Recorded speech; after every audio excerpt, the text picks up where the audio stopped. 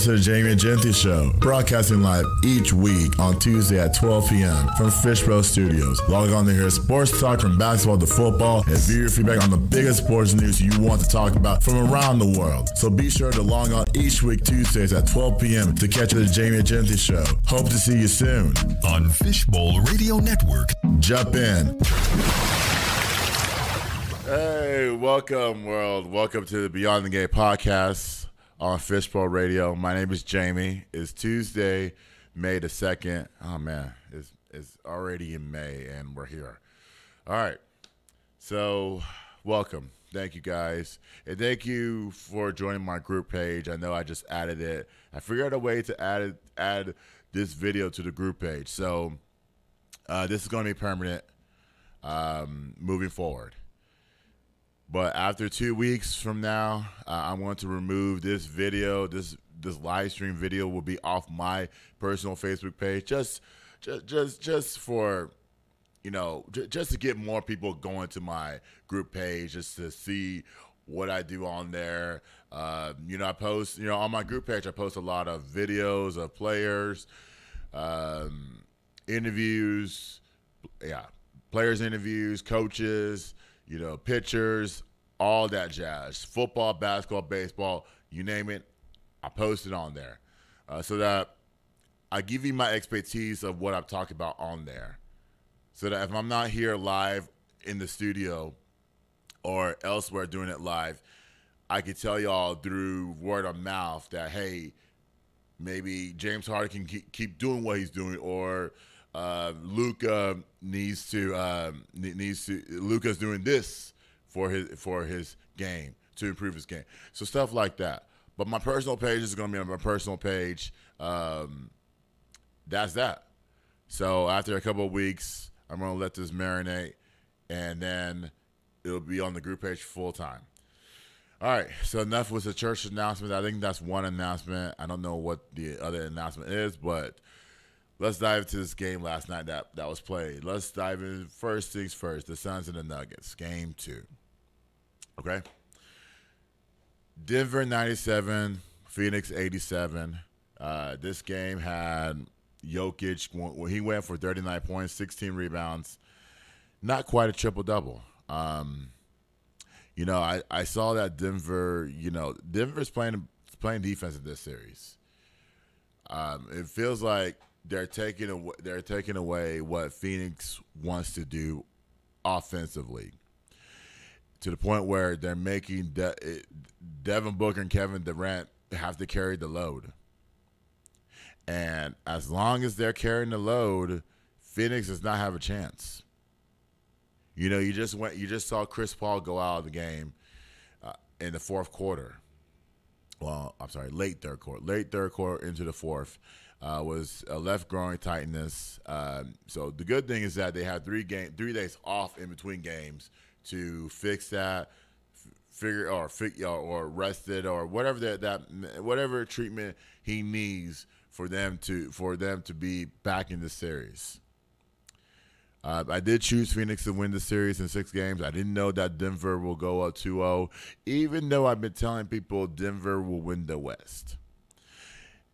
My exact reason. They play defense. They have a 2-time MVP. There's a reason why Jokic is a 2-time MVP player. There's a reason why Jamal Murray is in his own. And Jamal Murray has nothing to prove anymore. He already proved it on the court. If you have not watched this game over the last, the last 6 games he's done this, then you're wrong. I mean, you cannot tell me what Jamal can improve on. Jamal is leading that team. Jokic is working it out. Jokic is doing his MVP stuff. Believe it or not. And he's still not my favorite for the MVP, even though they're going to announce that tonight. He's not my favorite for the MVP. They should give it to Embiid. Embiid put up quality numbers this past season. So with that being said, It wouldn't surprise me if Jokic wins another MVP award. I mean, it'll frustrate me if uh, Embiid does not get it, but it won't upset me if Jokic does get it, if you know what I mean. So, how does Phoenix get back into this series? What did we learn? We learned that Phoenix is two-dimensional. Phoenix has Durant and Booker to carry the load, like I've been saying. They need their bench. It was surprising to me that they went they went Damian Lee over Landy Strambert for game 2. And I want to know why Monty Williams saw what he saw versus game 1. Game 1, I thought Landry was giving them enough in game 1. Defensively, offensively, he gave them something. But maybe Damian Lee can say, you know what? Maybe I can go with Damian Lee and say, you know what? Maybe he can give me something as well. He basically did not give you anything. And if you're talking about analytics, which I don't really get into on this show, he was a -5 while he was on the court. So even worse was campaign was -16. I mean, that's honestly really what they have. Chris Paul went out with an injury. And so really you couldn't dive in. You couldn't blame Chris Paul for going out of the game because injuries happen. It just does, and unfortunately, it happened to him at this game.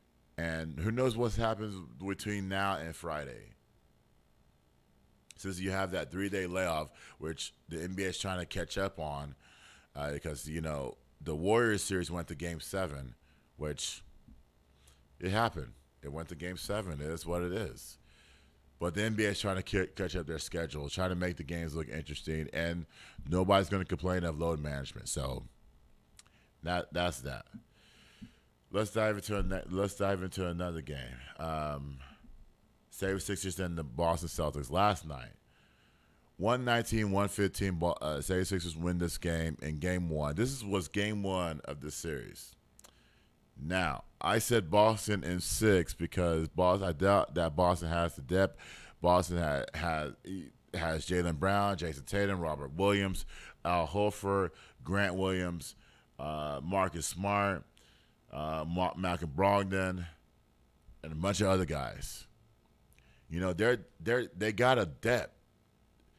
What the 76ers saw was that the 76ers they're ready to play. They are ready to play.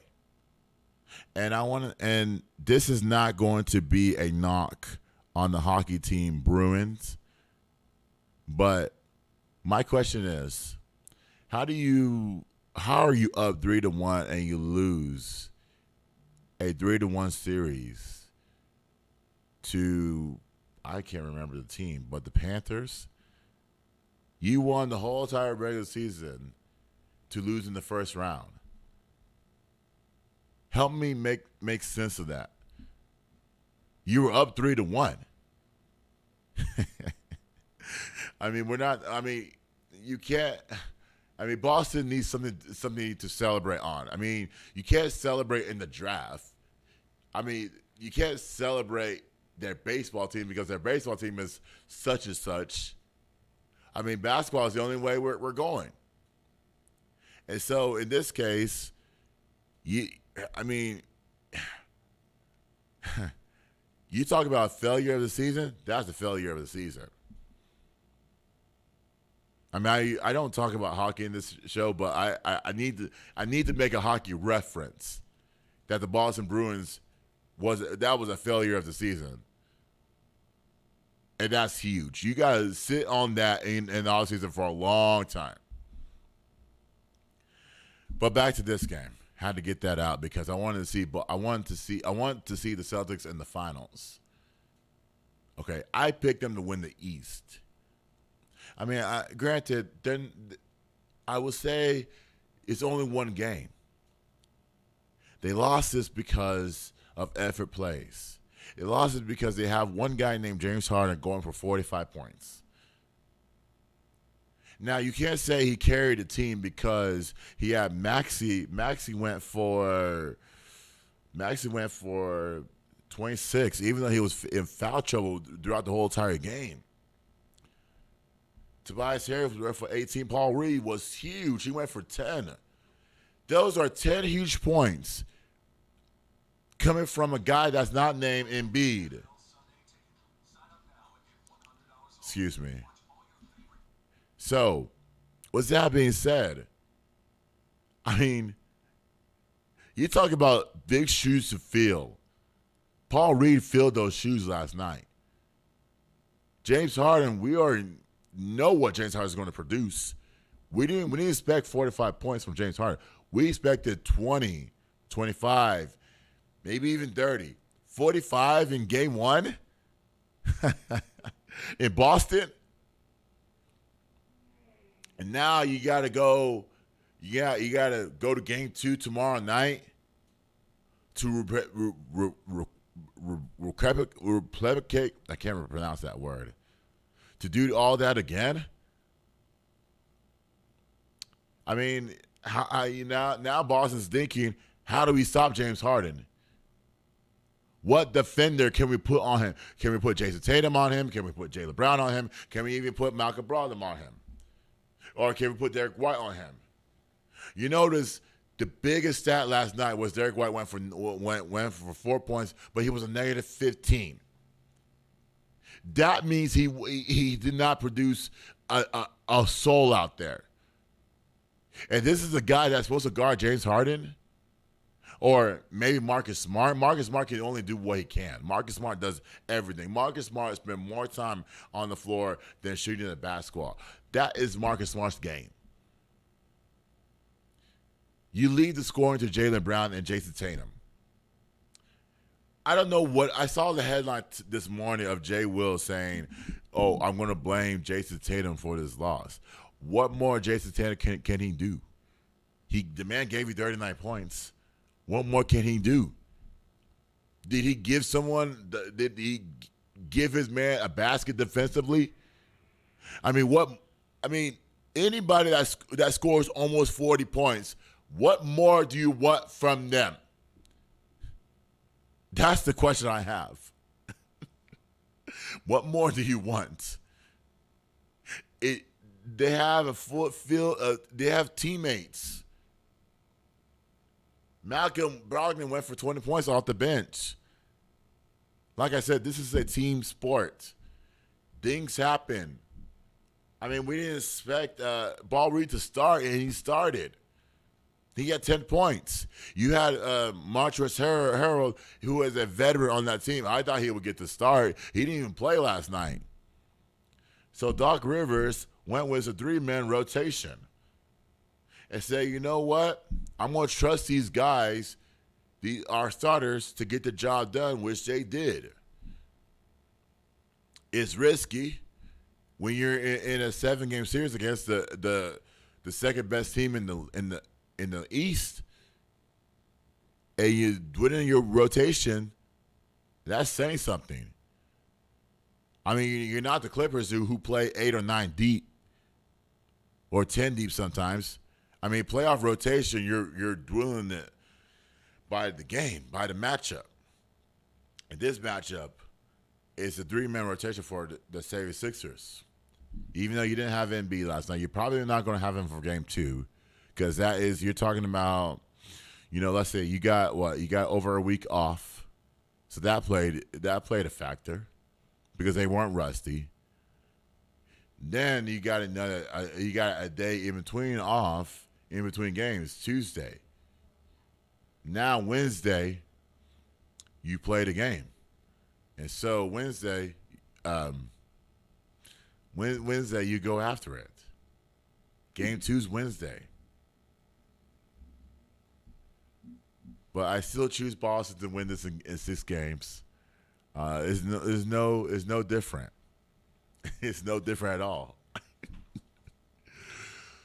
Now, let's dive into the next matchup tonight.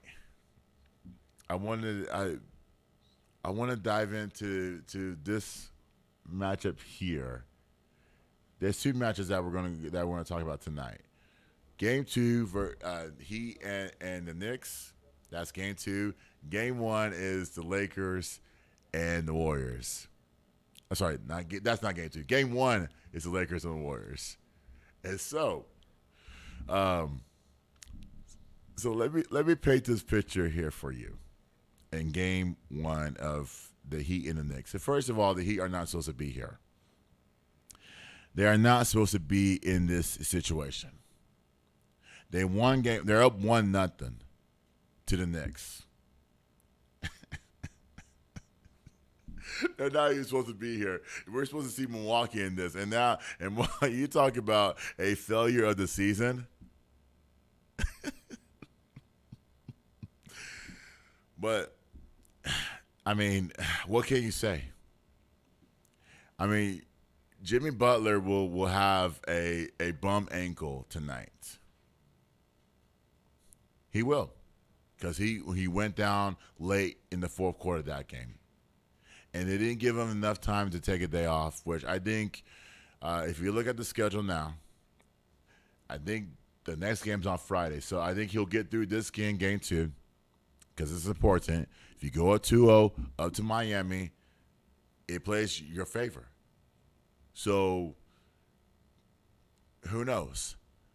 But New York has something to prove. They don't have Julius Randle. They may not have Julius Randle tonight.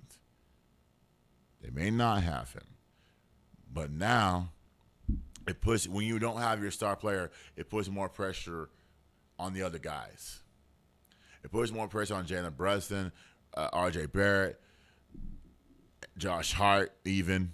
I don't expect Josh Hart to score a lot of points. I expect him to defend Jimmy Butler.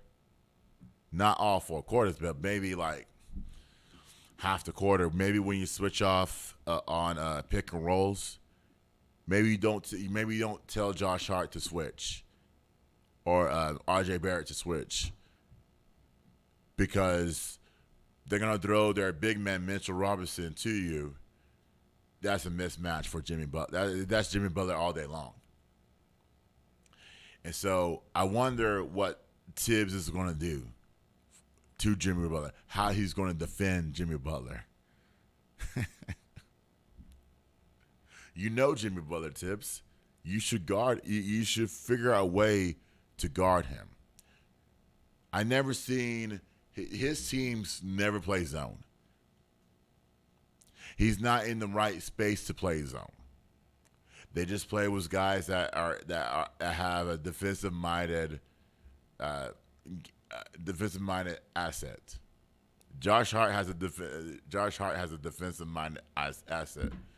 RJ Barrett as well. Mitchell Robinson definitely. But he's not going to guard you on the outside. He's going to protect the rim because you need rebounding. And it takes all five, and you know, yeah, you do need rebound. It takes all five guys to get the ball, to get the rebound. So in this case, New York needs to rebound. They need to hold the Miami Heat to one shot. And Miami, in this case, Miami needs to keep their game up. They play the hard-nosed defense. They play four out, one in.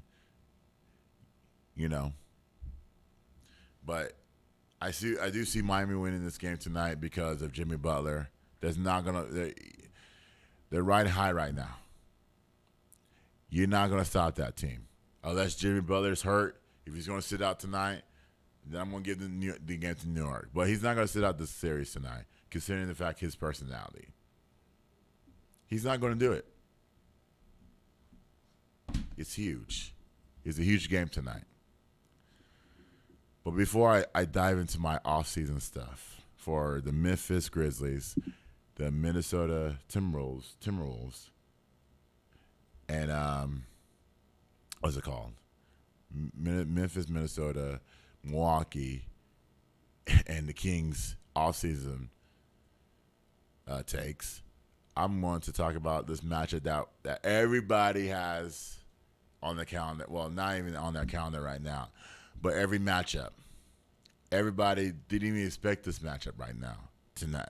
And it's going to go on tonight. LeBron versus Steph. Can't you believe that? LeBron versus Steph.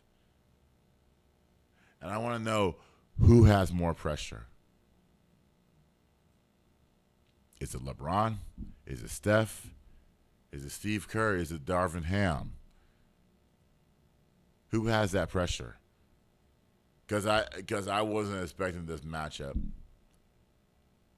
I was expecting Warriors and Grizzlies. But obviously the Grizzlies was their pettiness and their craziness in Memphis. They're out. They allowed this old team to beat you. We gotta stop using that term, guys. We gotta have these young people stop using that old term. And that's in reality. Because you never know what we have up our sleeves. We are not old. We're mature. We know better than you, Malik Monk, John Morant, Dylan Brooks. We know more than you guys. We don't care about how your teams are function. That's why y'all are sitting at home right now. You don't care. But but back to this matchup. Lakers versus Warriors, and yes, I know this man has been put a smile on his face since early April. He didn't expect to be in this realm. He expected to be at home, figure out where LeBron's going to go next, figuring out if Darvin Ham's going to be fired, figuring out if AD is going to ever stay healthy, if AD's ever going to be committed to basketball. With that being said, he is here right now. And he is, and I know him because I know that when he was at home, he was thinking about how the he was just jumping up and down about his Lakers. He didn't think that, he didn't think that he'll come out of the West. He'll beat the Grizzlies and get to the play-in and beat Minnesota and to beat Memphis. Let's welcome Gabe to the show. Welcome back, Gabe. What's going on? Long time no see. It's been a while, man. It's been a minute. It's been a while, bro. Well, welcome back. Thank you. I want to say that you said a lot there. I did. You said a lot there.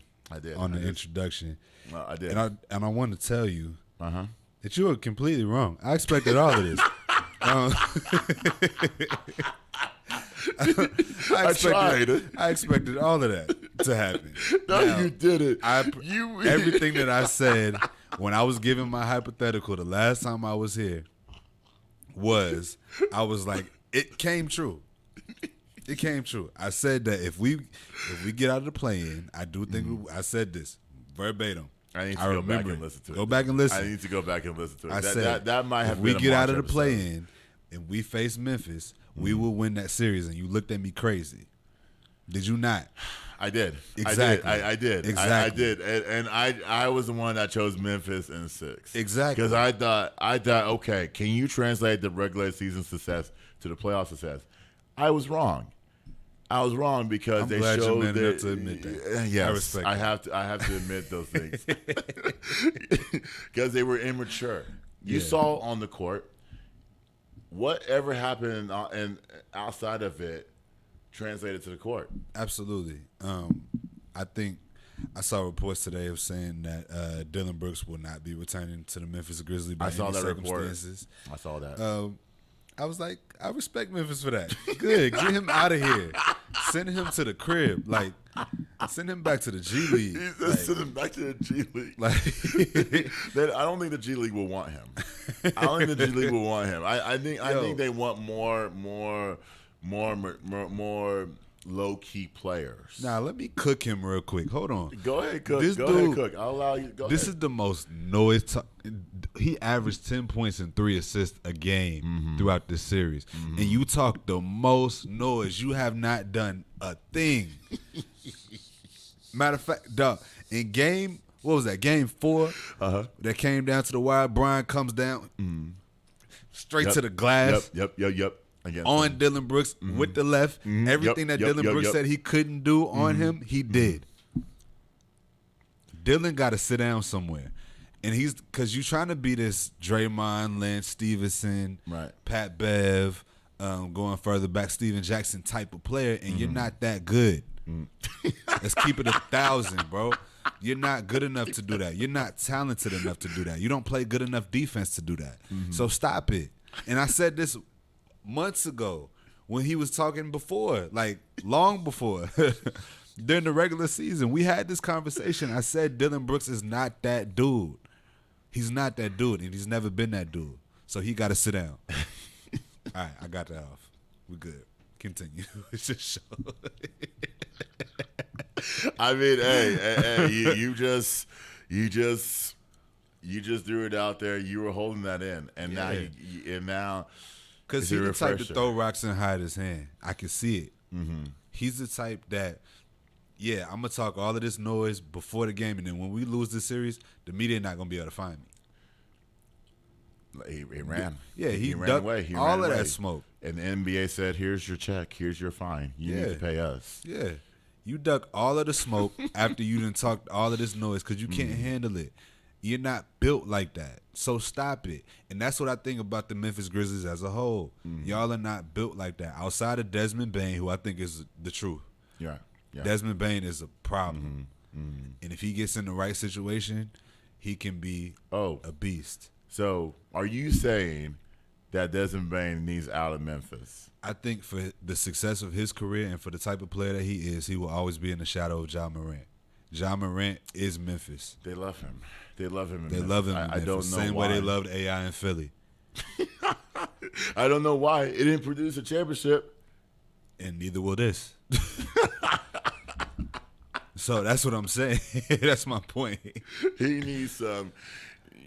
Them as a whole, and I want to play audio from Ja Morant real quick. Yeah. As a whole, they should play. They need a refresher. They need a voice. They need a new voice.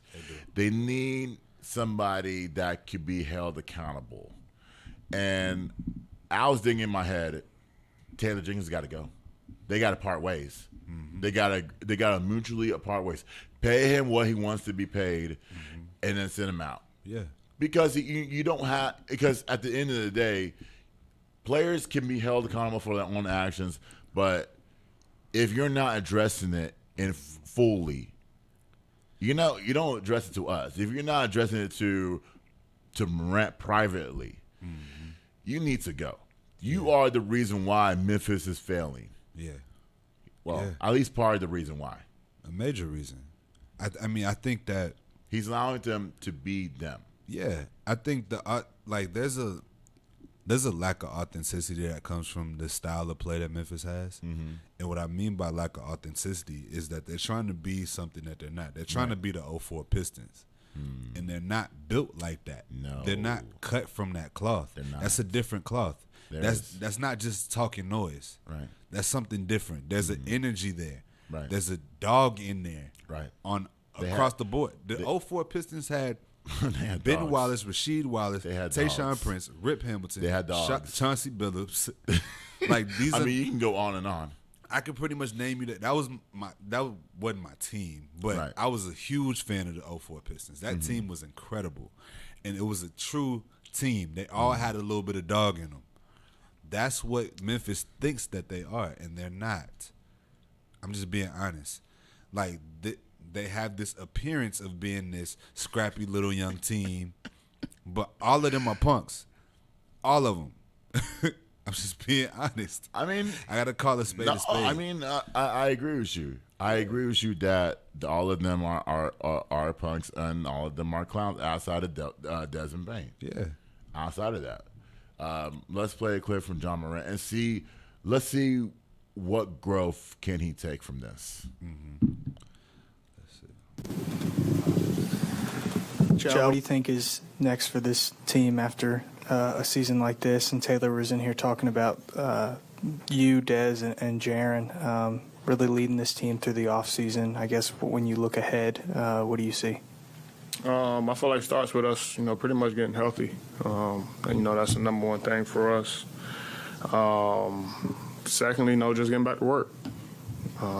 Pretty much feel like, it's that simple. You feel like a healthy team could have done more? 100%. Why so? I mean, you have Steve-O coming back, which, a problem in this series was rebounding. And, before he went out, he was pretty much the best rebounder in the league. Obviously, BC with, what he brings for us off the bench, that's another big body, we have out there, and somebody, who helps us, on the boards and scoring-wise. Luke, spacing the floor, being able to shoot. Even, with me, I was out there battling, but I wasn't, 100%. So, obviously, health is important. We play with what we got. So, not even trying to, use that, as an excuse right now. But, even with, the guys we had, we got to be better. After how competitive the team was the past two games, how do you account for how quickly this one got away from you? I felt like even though, it got away early, I felt like, we were still battling for the most part. They, started knocking down some shots. I felt like, they was, pretty much just getting to the paint too easy for us. And that would, pretty much hurt us. In recent games, it wasn't, as easy for them. We was making them work, forcing tough shots. And, that pretty much allowed us to, rebound and run. Obviously, our bigs tonight was in foul trouble, which – we lack, pretty much right now, due to injuries. I just feel like it was that. We just got to be, more locked in on the defensive end and, keep guys in front. And if your man get beat, have your brothers back.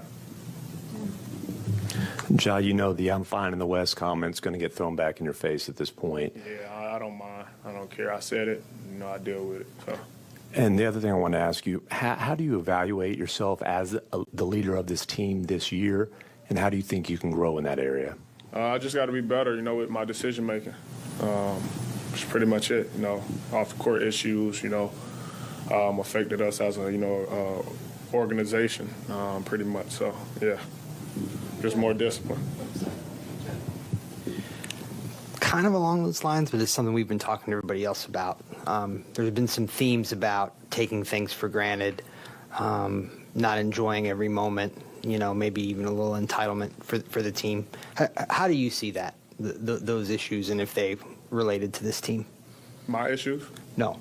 Do you feel like your team at large took things for granted this year that you hadn't taken for granted in the past? Nah. Okay, Dez and Taylor had talked about they thought that was the case, that maybe, last year everybody was a little more locked into the moment, and this year that just some things were expected. And yeah, people have different opinions. Okay. Okay. I don't know what you want me to say. Like, you asked me, I said no. If, they felt like that, then, that's, their opinions. But, I mean, we here. Definitely got to be better, though. So, locked in is, a key in the playoffs. Joe, I don't know if you saw what Giannis said the other night about learning from experience. Yeah, I don't want to be that big of a deal like he was. So I just wanted to know what you're taking out of the sum total of this year, and if each year in the NBA is a step. What did you take from this step?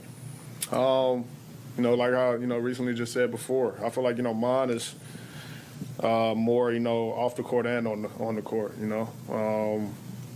just being disciplined on both sides, off the court, making better decisions, on the court, being locked in, even more. Being, a leader of this team, it pretty much, start with me. So, however, I attack, any situation, I know, my guys will follow. So, I just got to be better, in that area. I said. Yeah. I did. So I'm finding the West comment. I'm like, I don't understand why. You're not there. You're not in the postseason. Your team, and I want to, I want to tell people this: rebounding is all about effort. You don't need a big man to average 10 rebounds a game. You don't. Like, you need a big man to guard, to defend the rim, so that these little guards do not get shots up. Yep. That's it. Like, you see Luka average a triple-double. You see even John Morant can get rebounds. Yeah. His size and stature. So rebounding is a skill effort, not a personnel thing. I just want people to know that. I agree. It's definitely effort and just energy. You have to have the energy to do that. Exactly. That's not an easy thing. That's why LeBron, after having 20 and 20, was burnt out the next game. Right. Going back to Memphis. Exactly. Because it's a lot of work. Like, rebounding, to have 20 rebounds in a game is not an easy task. It's not easy. You got to fight dudes that's bigger than you. You got to fight everybody. Right. Everybody's going for the same ball. So at the end of the day, it's work. And so you got to be willing to put that effort and expend that energy. You got to. Yeah. You got to, unfortunately. You got to. But never again.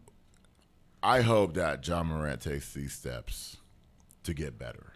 And I want to preface this by saying, like, I do like Ja. I like Ja. I think he gives me kind of that same feeling that AI did a little, not to the same degree by any means, but of course there's a similarity there. Style of play, the approach to the game, like, of course, all of that kind of stuff is very AI-esque. And so I do like Ja. I think there's a lot of immaturity there. I think there's room for growth though, and I do think he'll take the necessary steps to grow. But like AI, I don't think he'll win a championship because I do believe that he would. First of all, nobody wants to go to Memphis. I know that sounds. Memphis is a great city, but nobody wants to play in Memphis. It looks good on paper. Yeah, nobody wants to be there. That's like Detroit or even Cleveland at times, or you know what I'm saying, like certain places that you just know it's hard to get players. Utah, right? It's hard to get players to come there. Exactly. Portland, Dame is in the same situation, right? So I think the reality is it's gonna be hard to get free agents to come there. I think they're never letting Ja go unless unless he requested a trade. Exactly, he requested a trade or whatever. He's not. I mean, players in the NBA have a lot more freedom than in the NFL. So I won't say that he'll never leave, but because Ja may be the type to get up out of there if the situation permits. So we don't know. We haven't seen him in that situation. No. But in Memphis, in the West, Ja is definitely not fine. I just wanted to say that. I mean, you're not fine. There's 6 other teams that are better than Memphis. You're so not fine. Like, you got to deal with Golden State Warriors. You're going to have to deal with the Lakers. You're going to have to deal with the Suns. You're going to have to deal with Denver. You're going to have to deal with the Mavs whenever they come back next year. I'm just saying, that's a team that level of talent is a team that you're going to have to deal with if you're Memphis.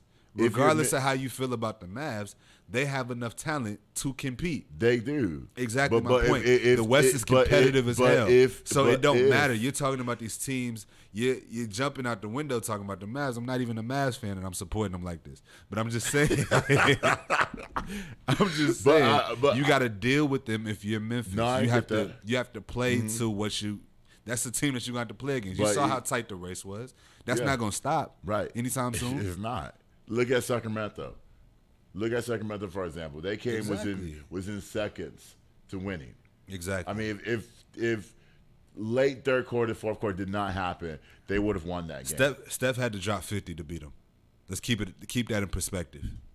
Steph had to drop 50 to beat them. He did. So he did. Again, that's what I'm saying. you're going to have to fight every single week. The West is not a joke. You're not in the East. You can even add the Thunder in there. Yes, you can add the Thunder. They're going to get better. You can add Minnesota. You can add Minnesota. You can add, like, bro, it's stacked. Dude, the West is stacked from top to bottom. There's only 2 teams that I don't see a future for, and that's San Antonio, sorry, Jamie, and Houston. Stop. You realize we need a Luka changer. A Luka franchise changer on this team to get us back. How often do they come around? Rarely. Exactly. Rarely. Exactly. I mean, in the draft, there may be. Maybe in the draft. Maybe. But if we get that one player, we can come back. We got the players. Yeah. We just need a Luka franchise changer. You have a team full of role players. Yes. If you get the right leader in there. Yes. It can change the game for San Antonio. We could. I agree with you. But it's not going to be an easy task. And it's not going to be in the near future either. Keep it 1,000. Keep it a stat. Keep it a stat, Jamie. Look. I always dictate the Spurs season on a year-by-year basis. I understand that Duncan, Robinson, Parker, and Genome are not coming out of the woodworks anytime soon. I understand this is a process, and I get it by year. Now, if I say, okay, after 15 games, we're out of it, I say, you know what, we're out of it. Okay, fine. I will accept that. When we were out of it for 20 straight games. When we were on the 16-game losing streak that one time, I say, you know what, I'm done. Yeah. I never talked about them ever again. I get it. Until the off season. Until 3 weeks ago, I talked about their off season. Mm-hmm. So I say, you know what? Fine. I can accept that. But these teams here, like you can exclude the Mavericks. Mm-hmm. You know why? Because Luka needs help. Luka has help. I'll say that. You take Kyrie off that team, he has help. I think losing Jalen Brunson was huge, though. I don't think they. Look what Jalen Brunson's doing now. Jalen Brunson is cooking in New York. Shout out to Jalen Brunson. I'm a huge Jalen Brunson fan. But I think when they lost Jalen Brunson, it changed the continuity of that team. Like he fit in perfectly. He did. Mm-hmm. And then just think if they had Jalen Brunson and then you add Kyrie. That team looks different. That team looks different. Yeah, it looks a lot different. So that's what I mean. Personality wise is a little iffy. Yeah, you never know. But the point is, you gave away some very, very key role players when you went to go get Kyrie as well, along with losing Jalen Brunson in the offseason. It's a lot of pieces that don't necessarily fit with this new look. So they got to figure that out. And I think Luka and Kyrie is a great centerpiece to start. But you have to build those defensive pieces because those are 2 players who aren't the greatest defensively. They're not horrible. They're not. But they're not the greatest. No. And you just got to take that into account and build your team accordingly. So they're not far. They're not far. They're not further. They're not that far away from Memphis. Yeah. From Memphis. Memphis needs a lot of help. Yeah, I think I mean Memphis is gonna have to fight. I don't know what they need because it seems like they just need structure. They need a leader. It starts with the coach. It does. It starts with the coach because there's certain things that you just don't do. Like, come on, dog. Like playing with LeBron. LeBron is one of those. Yeah, the next game I'm giving you 20 and 20. You got to deal with that. For the first time, I'm going to break a record on your head. And then, I mean, you know what I'm saying? I mean, it's certain players that you don't play with. I don't care how old they are.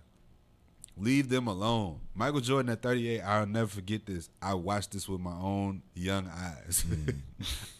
He was on the Wizards at 38 years old. I remember the Wizards played the Pacers, Ron Artest, blocked his shot. Michael Jordan took that personally. He ended up with 35 points in the game Golly. at 38 years Oh old. my gosh. I witnessed it with my own eyes. Age doesn't matter in the Age sport. does not matter when you're It really does not, like that. matter in the sport. When you're really like that, age doesn't matter. No, it does not. I can go out here and give you a game. I may be tired the next game. I may be burnt all the way out. But at the end of the day, if you play with me if you want to, I'm going to put 40 on your head. And that's what they did. They put 40 on them, and now they got to live with that throughout the whole entire offseason. Yeah. And now you look at it and say, back to John Morant's comments. Now you look at it and say, does Ja take those? Do we believe what he's going to say? I mean, I'm not a big John Morant fan. I like John Morant. I'm not a big fan of his. Yeah, neither am I. I like him, but Yeah, I'm not a fan of his. I'm a fan. Right. Well, if you ask me, I'm a fan. I'm a LeBron fan. Yeah. As much as people disrespect him, I love LeBron. Yeah. Like through in and out. So when Dylan Brooks went out and said his comments, I played them on the air 2 weeks ago. I said, damn. You cannot. We got to stop using the old term. I'm sorry, like players like that. Yeah, like dude, and even bigger than the old game. That's why I appreciate how LeBron handled it, because you know who's talking. If this is, let's just say Steph or Kyrie, LeBron is going on on his little barbershop show. And he gonna say all this stuff. He gonna say everything that you want him to hear. It's somebody that's at his caliber of player. Little boy, Dylan. Right. You call him Lil Dylan. Lil Dylan should not be speaking on LeBron James. He should not be speaking on anybody that has won a championship. To be totally honest, 4 championships. How many MVPs? Come on, bro. I mean, like, you gotta respect somebody who's in your field and is that accomplished. The leading all-time scorer, sir. The all-time leading scorer. I just want to put that in perspective, Lil Dylan. Memphis. I mean, They have. Dylan Brooks It's needs one a thing reality to check. It's one thing to not be intimidated by greatness. That's a whole nother conversation. And I did respect that part. It's like, I don't respect nobody till they give me 40. Okay, cool. That's fine. That's an isolated point. But when you're speaking on one of the greatest players to ever play this game, top 2 if you ask me. I mean, I don't want to have that debate, but top 2 if you ask me. Don't have that debate because you're gonna piss a lot of people off. I mean, at this point, it's whatever. Pick your poison. Yeah, of course. Because they in the same caliber. Let's keep it real. Yeah, of course. Yeah. But I lost my train of thought. What was I saying? You were saying about what Dylan Brooks is semi-greatness is. Yes. You have to respect greatness on a certain level to the point where you don't. That's an OG. Yeah, that's an OG. When you step into the presence of somebody who is that accomplished, you have to respect that. You got to. Just you may not be intimidated, but you have to respect it, because the moment you don't, they're gonna make an example out of you, and that's exactly what LeBron did. That's what he did. That's exactly what he did. That's what he did. It happens every time. It never fails. He had help. He had help in between. We saw what LeBron did to Paul Pierce. Golly. And that was a peer. It literally took him out. That was one of his peers. It literally took him out. Literally took him out of the game. Literally took him out. I'm just saying, there's a resume there. You know the person. You thought he was about to let the Lakers lose this series. I don't care if the Lakers do nothing else in the playoffs. That series, because y'all ran y'all mouth, nah, it's over. Y'all going to the crib. Yeah, and the crib they are living at. And Dylan Brooks needs a reality check. I just think he needs some time to get off that team, because he wasn't working well with that group. I think, ironically, this is going to sound a little crazy, he might fit with the Knicks. Oh, my God. He might fit with the Knicks. You got to get rid of Josh Hart off that team. Josh Hart, I mean, he's a defender. He's a defender. He's better than Dylan Brooks defensively. I think Dylan Brooks has a little bit of that, like that energy that would feed a team like the Knicks, because they're young, they have this energy, it's like it fits with the city. You know what I'm saying? Like, I feel like he could be a fit somewhere like that. I'm not saying specifically the Knicks, but yeah, somewhere that actually their identity is that style of play. That's interesting, because I was wondering if he could fit on one of the bad teams. Maybe I hate to say San Antonio, but no, Houston's looking for leadership. Well, the Houston's looking for a lot of things. And Dylan is not a leader; he's a talker. There's a difference. That's the difference between him and Draymond. Damn, this is going to be a tough offseason. It is. It definitely is going to be tough, because most of these teams are going to younger, what was that word? Experienced players, and so it's going to be tough. So somebody's going to be. It's going to be grace. Someone has to have grace. Yeah, I wonder. I mean, I think he'll get another opportunity. Yes, but it might be a minute. Because I think people have such a bad taste in their mouth when it comes to Dylan Brooks, because you talk so much and you don't produce. Exactly. And that's a major issue. If you're going to talk, you have to produce. Yeah. That's in general. Like, you have to produce. You have to be. He needs to work on that shot. You need to work on everything. You need to work on everything. I really do think that there's potential there. I don't want to just totally kill him. Right? No, don't. There is potential, no. And I think that if he gets his game and focuses more on the game and less talk, he will build himself in a position to be able to talk. Right.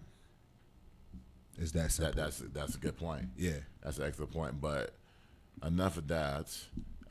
Get into that for you to talk later.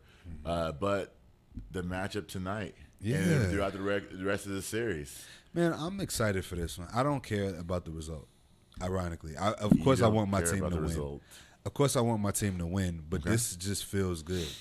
Okay. This matchup, like Steph and LeBron, it's always a good time. It's always classic moments, like heavyweight fight. This is dog versus dog. And Steph is a younger dog, right? So you're gonna have a little bit more energy. I'm just keep it a buck. The Lakers are in a tough position because the two stars, one is injury prone and one is older. That's why they can't string together 2 games together where they're actually playing lights out ball. Right. It's hard to do that when you got somebody who's injury prone and you have an older superstar. It's just the reality. And so, do I think that they can win this series? Absolutely. Do I think they will? I don't know. I'm going to say this. Okay. For the Lakers standpoint, you have Austin Reeves, you have D'Angelo Russell. If D'Angelo Russell and Austin Reeves play like they played in that Memphis series, it's going to be a problem for the Warriors. Absolutely.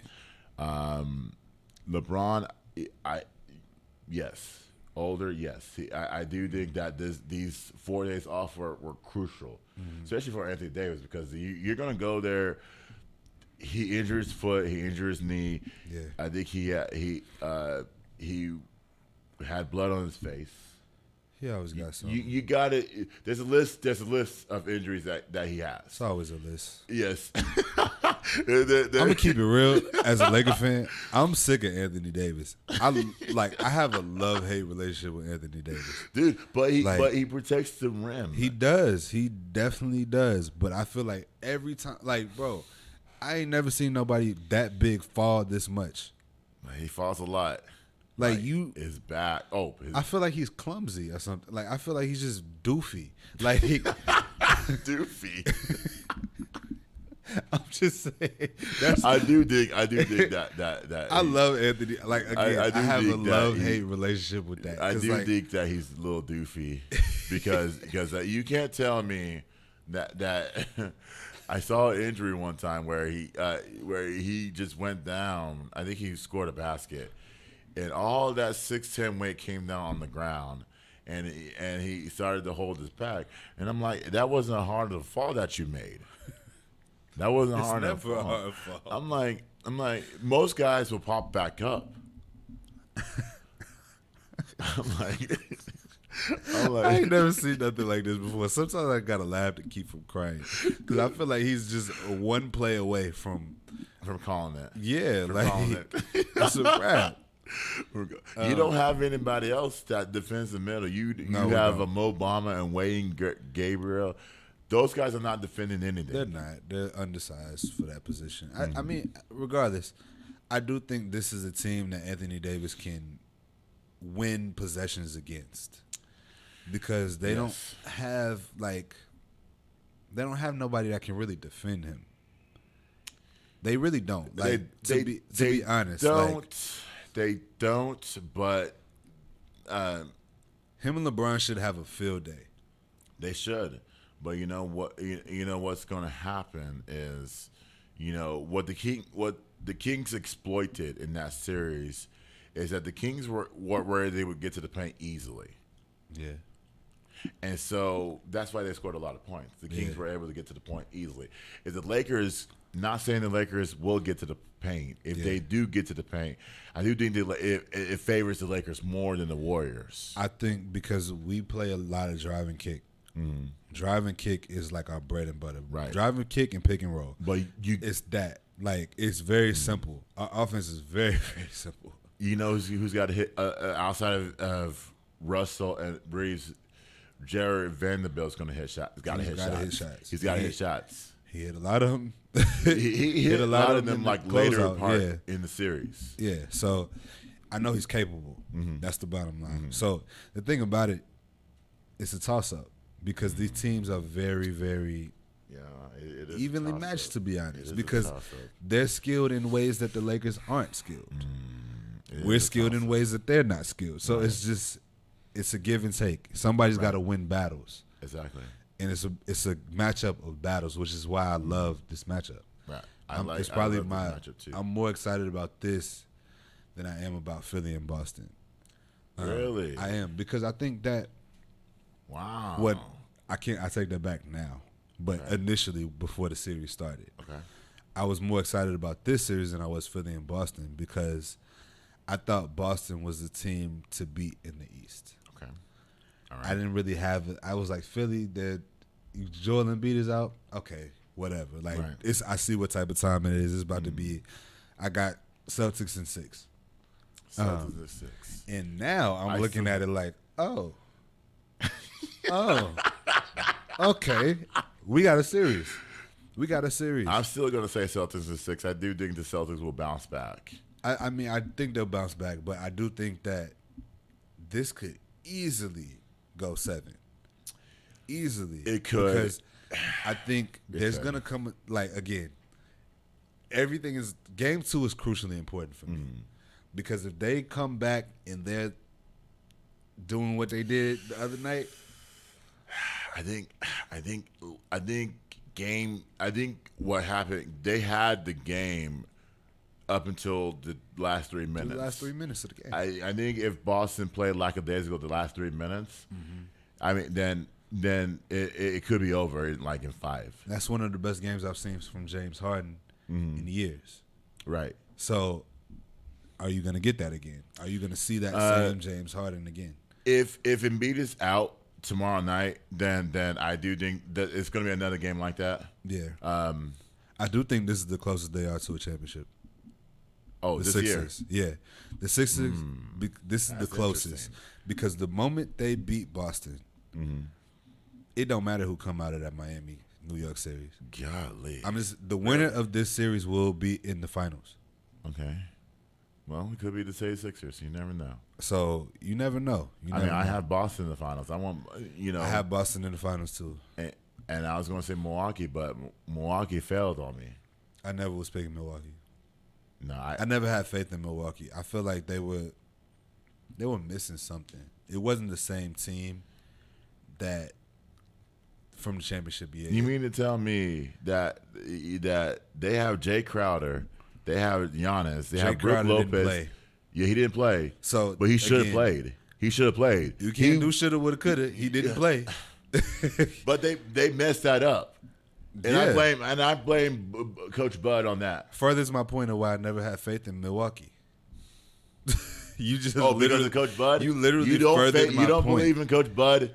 I didn't believe in the decisions that he was making during the regular season when it came to Jay Crowder. Really? I know what Jay Crowder can do. Yes. I've seen his capabilities, and if you're not using that, what are you doing? To be honest, I'm just being honest. I didn't have faith when it got closer to playoff time. He was banking on 3 defensive guys, Giannis, Brook Lopez, and Drew Holiday. And sometimes you can throw at Grayson Allen. I'm not even throwing Chris Middleton because this honestly was his worst defensive performance in the whole entire series. Yeah. And he's not even a defender. Yeah. He was trying to be something that he's not. And he lost his identity. When I saw Chris Middleton in that last game of the season, I said he lost it. He doesn't know who he is anymore. For you to allow Jimmy Butler to score damn near 100 points in 2 games, you need help.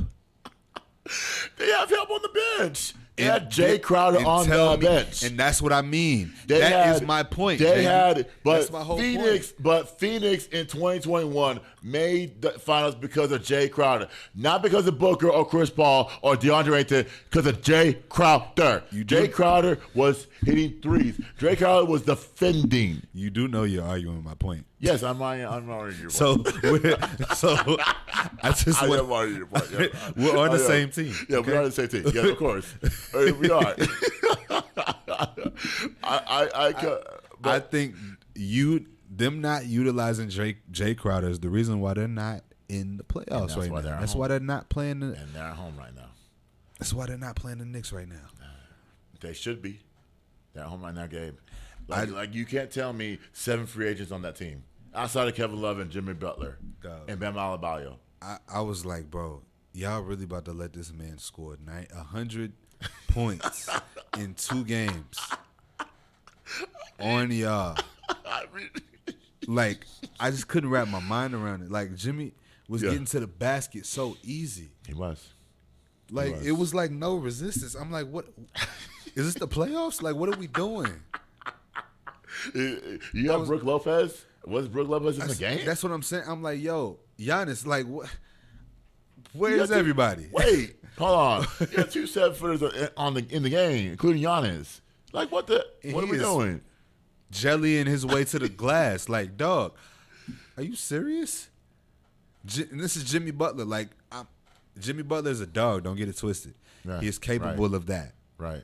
We've seen it before. Right. He did it to us in the finals, in the bubble. I mean, he almost single-handedly. Y'all had an answer. Yeah, y'all we had an an answer for him. But single-handedly, he kept them around. He kept them present.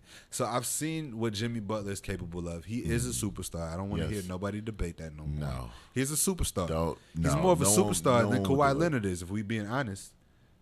But nobody want to have that talk. We'll say that for another day. No, don't say that. Because I went off on Kawhi last week. Yeah, he's more of a Jimmy Butler is more of a superstar than Kawhi Leonard. He plays every game. He plays every game. He does exactly what he's supposed to do. Mm-hmm. He is very like him and Dame are like my 2, not favorite, but like they're 2 players that I put in very, very high regard in this league. They're dogs. That's the bottom line. They hoop. That's what they do. That's what they know. They don't give a damn about nothing else but hooping.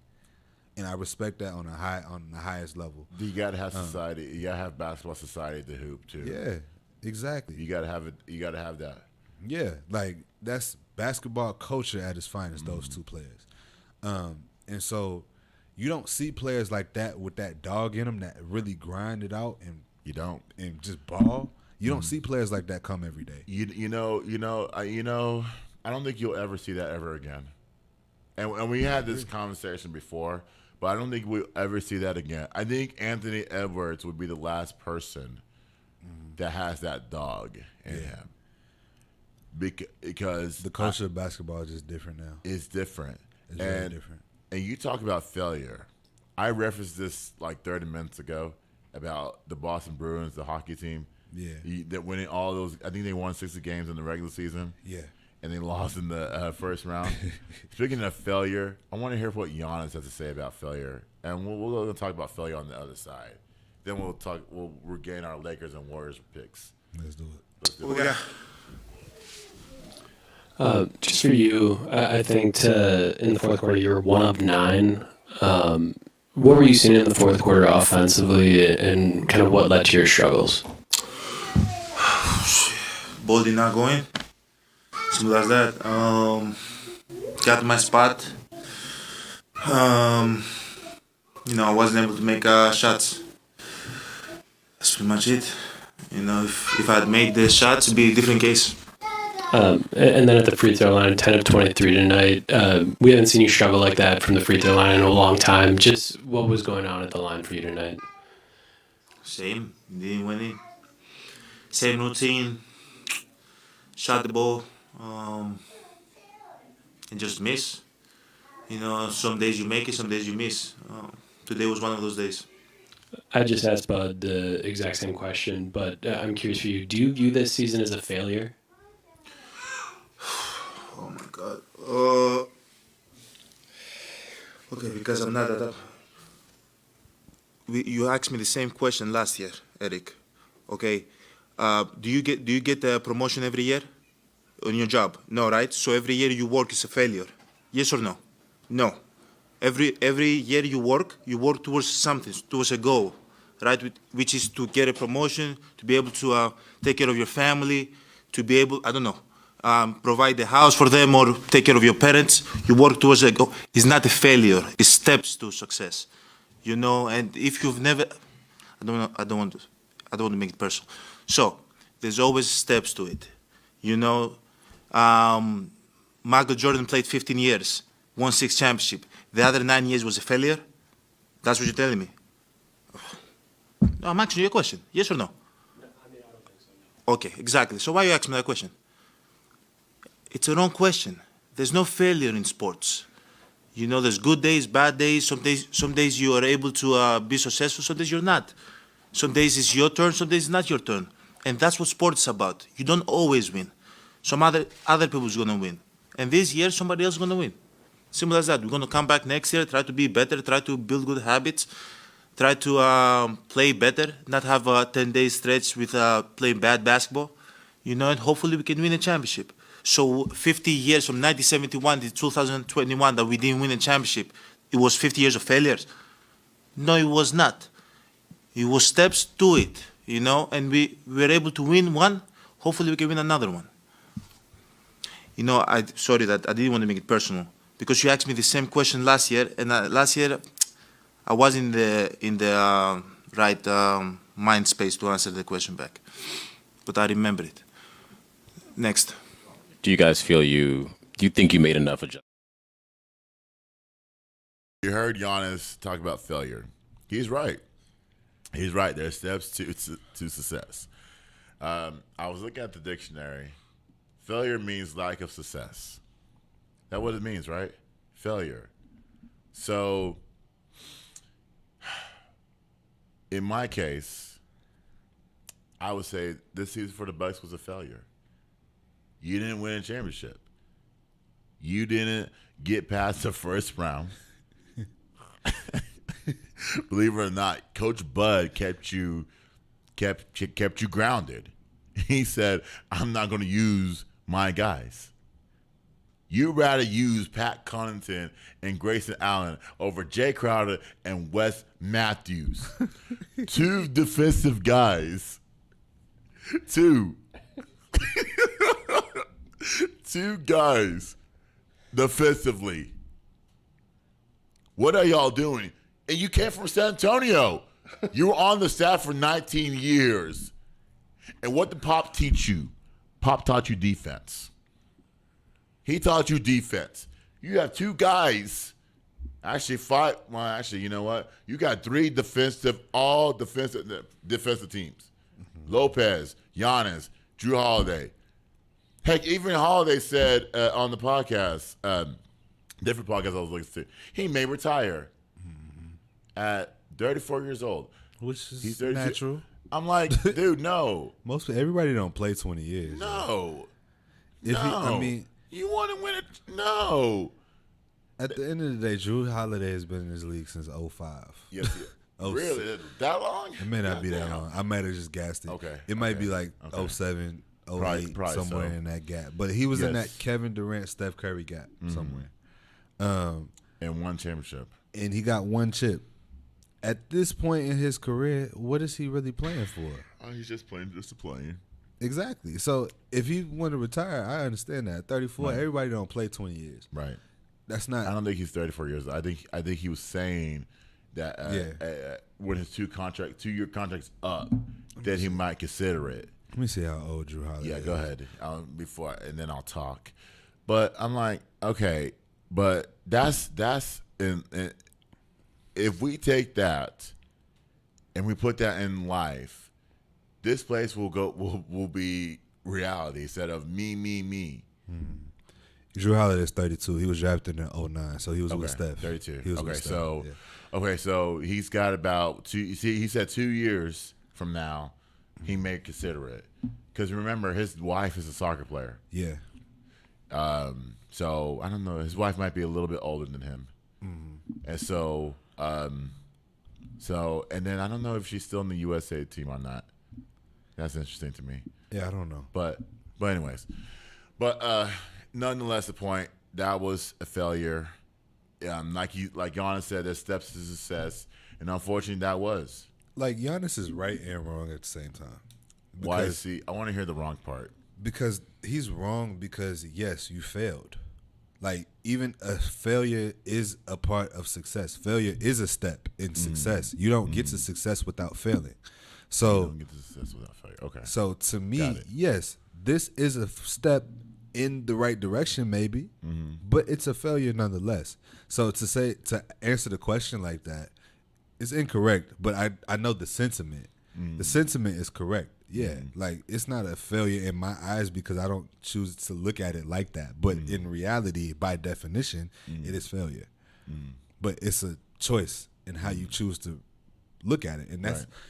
I mean, I get that from a player's perspective, but if I'm the organization, I'm like, nah, dog, we failed. But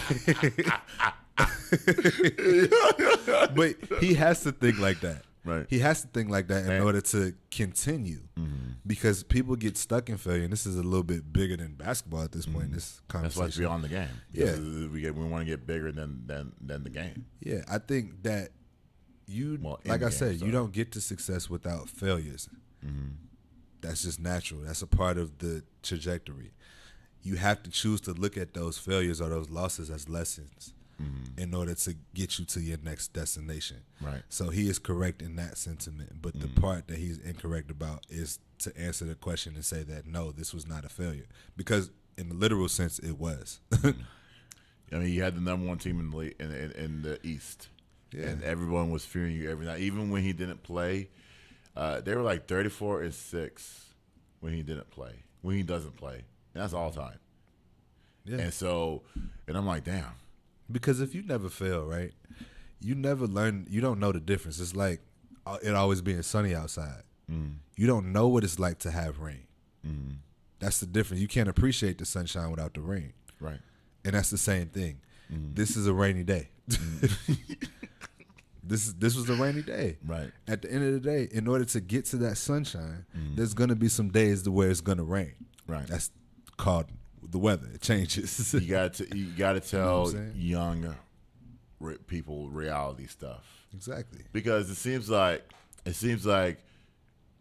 they are failing every day, right? And they don't know how to be a success. Yeah. And I want to take it, and what got me going is that the game itself. Okay. You know, I watch these games, and I watch people in real life shoot a basketball, right?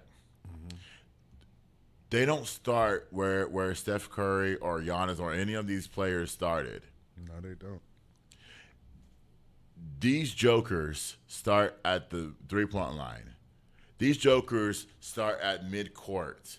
to get to the point where you're going to kill somebody doing that. You're gonna the ball. The ball is going to be. It is a straight air ball. You failed. Like even myself, when I picked up a basketball at 12 years old, I started at the front of the rim. I started making a layup. Yeah. And that's how my game evolved. And now I'm sitting out to the 3-point line because these kids want to shoot threes. And they just throwing the ball up. They're just doing. Oh yeah, of they're course. not even. There's no form. Of course, of course. Because I remember, I vividly remember like having to go to the gym. Like a part of my like practice was going up to the like, you know, on the block, and you shooting up against the glass, Right. and you actually working on your form, and your Right. guide hand, and all that kind of stuff. Yes. And so that's not happening today. That's they're not happening literally today. throwing the ball in the Right. air with no form. It is horrible out there. It is horrible out there. It's bad. You want to tell them, but it's like you're gonna get pushback. And you know, this generation, right? They only see the shots going in. They only see it's like the Instagram effect, right? Right. That's what I call it. They only see the glamorized version of what those shots look like. But They don't see Steph Curry in the gym for 4 hours shooting over 150 shots a day. They don't see that. Or that video of Steph Curry, you know, the pre-game routine. Yeah. Like I think everybody, like whenever Steph Curry's in your city, you should go to his you should go 3 hours before the game of how he trains. Like I never seen it. I want to go see it, but I seen it on video. Yeah. I see how this player trains. Like he'll shoot his shots 3-point line. He'll go inside and make his layups, mid-range shots, and then to cap it off, he'll shoot something from the the other end of the basket. Yeah, in hopes to get it. And unfortunately, the video I saw, it hit somebody. It happens. It happens. Yeah, It happens. But you know what I'm saying? Like they don't see the LeBron after having a bad game. LeBron going into this. I was about to say Staples, the crypto arena. Right. Crypto arena. Still not. No, it's still Staples to me. But anyway,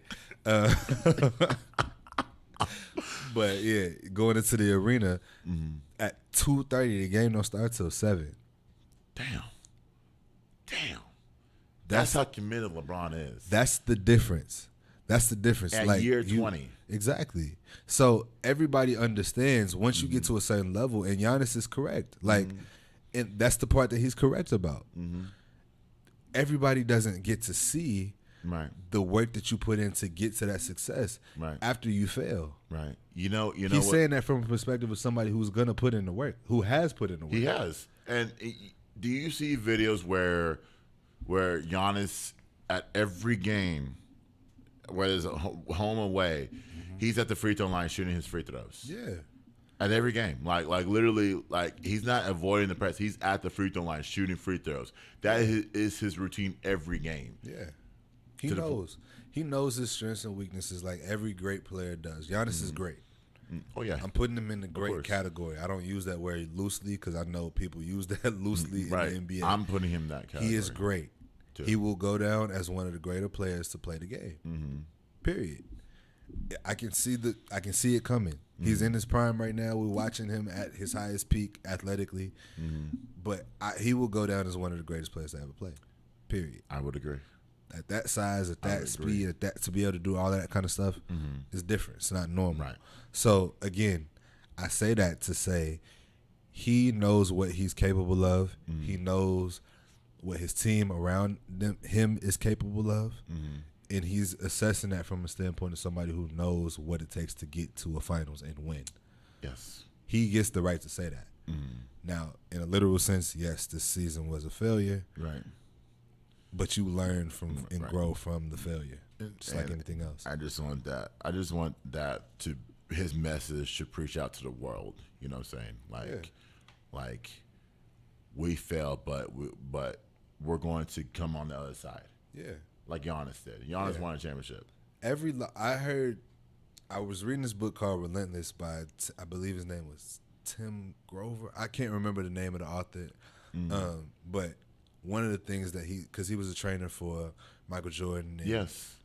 Dwayne Wade and Kobe Bryant, all of those guys. And so one of the things he always mentioned was how Michael Jordan used to say, I learned more in the losses that I took when I was getting beat up by the Pistons than I did when I was winning championships. Wow. You kind of get numb to it at a certain point because in those moments, we loved the 96 Bulls, 97, 98, 91, 92, whatever. We loved those great teams that he won with, but we forget about the 85 Bulls. We forget about all of those teams that was getting the brakes beat off of them by the Detroit Pistons and other teams. Couldn't get out of the East. So, again, he learned from all of those moments, which got him to that 6-7 year span where they couldn't miss a finals, except when he left the league. Right. And when he left the league, it was fair game. So, again, greatness recognizes failure in a different way. A lot of times when you're not looking at this from a perspective of somebody who can reach greatness, you see failure as a failure. When you know what you're capable of and you know what your capabilities are, you see failure as a lesson. That's the difference between great and succumbing to the pressure. But and I look at it as like today's game in today's society, they use failure as it's someone else's fault. You know what I'm saying? It can't. I mean, it's not. Yes, it's like true. What you're it's saying like is true. a balancing effect because because I read stuff every day on the internet that kind of like furthers the point of failure. Like people can fail every day and it's like someone else's fault, but they don't own up to their failure. Like I can own up to mine, and I'm pretty sure you can. And I know you can own up to yours. Yeah, but we can come on the other side. Yeah, and so, but it's a belief in self. Right. It's a belief in whatever higher power you say. You know what I'm saying? Like it's a certain level of belief that you have to have and faith that you have to have that you're gonna make it. Of course. And the great ones have an unshaken, unbroken level of faith. That's all that you see. Giannis is no different. LeBron is no different. No. Jordan, Kobe, D Wade, all of anybody that you see that plays at that high level, they have an unwavering faith. It takes that to even get to the NBA or to even get to some of these levels. That's the highest. That's the pinnacle of basketball.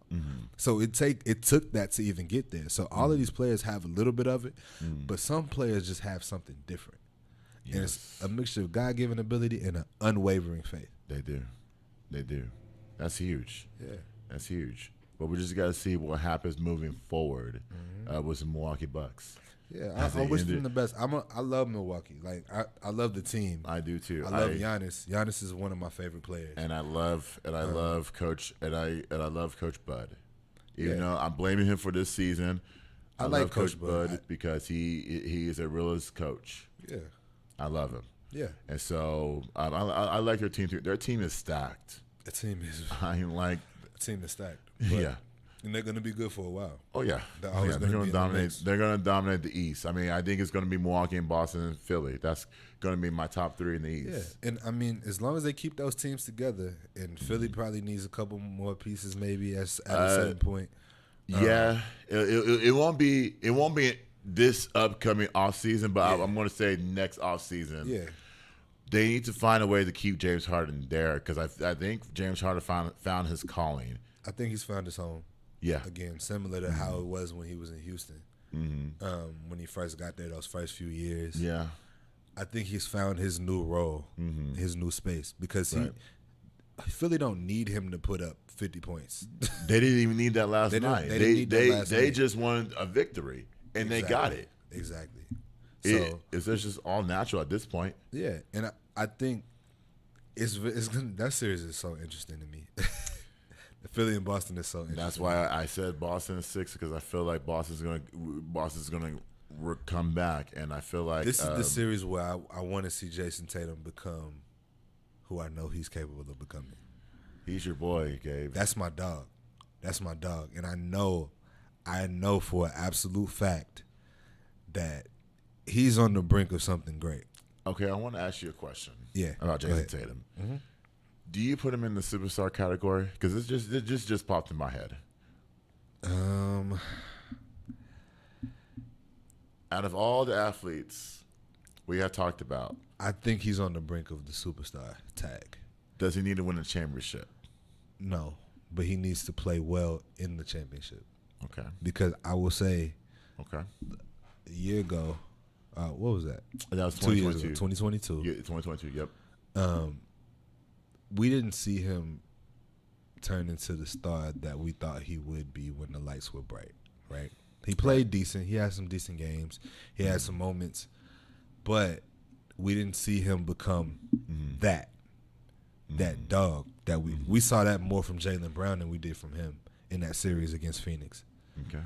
So I say that to say I need him to do what I know he's capable of doing, what everybody knows he's capable of doing. And we've seen it throughout the playoffs already. We've seen moments and flashes. We know what he's capable of. He is that level of star. But we just got to see it on the highest level. And so him getting to the finals and playing at his level gets him that tag. Okay. And if he plays at his level, probably that means they'll win. I'm just being real. Like even when he puts up points, 39 points, 40 points, 50 points. I'm telling you, he's capable of doing that. Yeah, he's there. He just has to do it on the big stage, and I think this is the opportunity for him to do it. Because, like I said, I think the winner of Philly and Boston will go to the finals. Okay. Okay. I mean, I like I said, my money is still on Boston. I still got my money on Boston. I'm riding my pick out because I did pick them. I feel like Embiid's going to come back. I don't think he's going to play tomorrow night, but I feel like he's going to play somewhere around the game 3, game 4-ish. Yeah. Well, they really need him down the stretch. They do. To protect that rim, because Boston, what they're lacking is rim protection. Yeah. Al Horford's not going to protect the rim for you. He never would. Yeah, he never did. He never did. That was never his game. No, that was never his game. Even in Atlanta, like no, in Atlanta, no. His role is his role is different from Boston to Atlanta. Yeah, like his role is more of a pick and pop guy in Boston. In Atlanta, he wasn't that. He wasn't that. Atlanta, he was just a low post guy. Yeah, like I that was. If you ask me, that was a fun team. That was a fun team, but that was the best team in the 2010 through the 2019 era. I agree. I'm sorry. That's. I mean, they didn't win a championship, but and neither did the Magic. Yes, that Magic team that went to the finals and lost to Kobe. I'll say 08 to 2010. Yeah. I think that was their window. Yeah, and to be totally honest, if LeBron had another piece in Cleveland that year, that 07. 07? No, it wasn't 07. When the Magic went to go play the Lakers, that was 20. That's 2009. 2009 and 2010. That was right before he left. No, that was right before LeBron left. 09. It was 09. Yeah, it was 09 because Boston, they played Boston the next year in the finals. Yep, exactly. Yeah. So, that Cleveland team, they had one more star. And that was the Eastern Conference Finals. It was the Eastern Conference Finals, and LeBron played his ass off. He did. He balled. He did. I think that we talk about LeBron. I wanted that LeBron and Kobe matchup. I think everybody did. God. Everybody. We got robbed of that. That's unfortunate. We got robbed of that matchup. It's unfortunate that we never got to see that. We got robbed of that matchup in the finals because of Dwight Howard. Dwight Howard was the difference. Dwight Howard was dominated that back then, and I think he lost his edge back in 2016. When he left the Magic, he lost it. Yeah. Like when he started going, and now he's playing in Taiwan, whatever that. Yeah. But Dwight Howard is great. At the end of the day, he had so many years of greatness that by the time he left the Magic, I was like, okay, whatever happens, happens. Like you know what I'm saying? Like he was so dominant for a long time, and that time we hadn't seen a player at that position that be that dominant, right? Since Shaq. Right. I mean, and now we got Joel Embiid, and now we got Jokic. Yeah. Who else do we got? That's about it. That's it. That's pretty much it. Wow. As far as bigs go. Yeah, and like I said, those are the two that are going to be relevant for a long time. Yeah. We will never see a big like that ever again. No. I think a lot of these players that are at that height are going to be playing up top. Yeah. You're going to see a lot of pick and pops. You're going to see a lot of shots like a lot of pretend Dirk shots. Yeah. For example. That's a fact. But yeah, I'm still upset that we got robbed of that LeBron and Kobe matchup in the finals. Because the teams were built very similar. They were. The Lakers that year and that Cleveland team, they were built pretty similar. They were. And it would have been an incredible finals. I don't even care who would have won that. I just hate that we got robbed of it. Damn, that sucks. It's all Dwight Howard fault. No, it's okay. It's all Dwight Howard's fault. He won't own that too. But no, he won't own that too. But yeah. But before we leave, what do you think about the Lakers and the Warriors? We picking? What we doing? Well, we could pick. We gonna pick? Yep. All right. Never picking against my Lakers. I'm never doing that. Just I'm not doing it. You should. I'm not. You should be honest with your. Be honest with your prediction. That's hate, by the way. That sounds like hate. That sounds like hate. That's hate. Why? That sounded like Honesty's hate. Because you said nah. Because I know what you're doing. I know what you're doing. I've been around you long enough to know what you're doing. All right. You know me way too well. After 40+ episodes, you know me way too well. There's a lot of shade in that. Shady. No. But no, I'm gonna go Lakers in 6. I got Lakers in 6. I think that their ability to get to the basket is gonna become a problem for the Warriors. Okay. Okay. Because they're gonna have to eventually. It's gonna make a lot of room for the Austin Reeves and Russell and Vanderbilt to start knocking down shots. Mm-hmm. Because once LeBron gets a full head of steam, it's going to be hard to defend, and I don't think Andrew Wiggins is the one that's going to be able to defend that. Yeah, I was just thinking about that. Yeah, the matchups for LeBron and him being the best player on the floor, they favor LeBron a lot. To be totally honest, even more so than other Warriors teams in the past. Right. And I just think LeBron just handles things different when it comes to the Warriors. He knows who this team is. He knows this rivalry. He knows the identity of this team. Right. They're not going away. You're going to have to fight them every game. Right. They're going to knock down shots. They're going to do all of the stuff. They know, and LeBron knows. And I think LeBron being just that great is going to play a massive role in this series. And I think Lakers win in 6. And I think the Warriors are gassed. That's another Warriors factor. are gassed. I think they're tired because they just went to 7 games with a Sacramento team who also runs a lot, just like them. The reason why Sacramento didn't win this series is because of their youth. Their youth showed up. Their youth showed up in that third and the fourth quarter. Yeah. They showed up. And that's the difference. And I truly don't think that this Warriors team is as talented as they were a year ago. I don't. I mean, I've been watching them. They're very inconsistent. I do think they have the similar pieces, pretty much the same team, but it's just a difference in the way that they play right now. Right. And it's been that way since the end of the season. So that's how they ended up where they ended up. Right. You know what I'm saying? So I do think that it's going to be a fight, but I do have Lakers in 6. I have to disagree with you. Now go and get your hate off. Hey, I have to disagree with you, Gabe. I understand. This is unbelievable, bro. I understand. Wow. I get it. I'm not an opposing factor. Wow. This is interesting, man. Oh, wow. Oh, my gosh. This is tough. Well, I'm going to say Warriors in 6. The reason being is because even though the Warriors are gassed, not old, gassed. I feel like Kayvon Looney is going to take them wherever they need to go. Kayvon Looney is going to average a 10 rebounds in this series. And I say this because he's not going to defend the rim.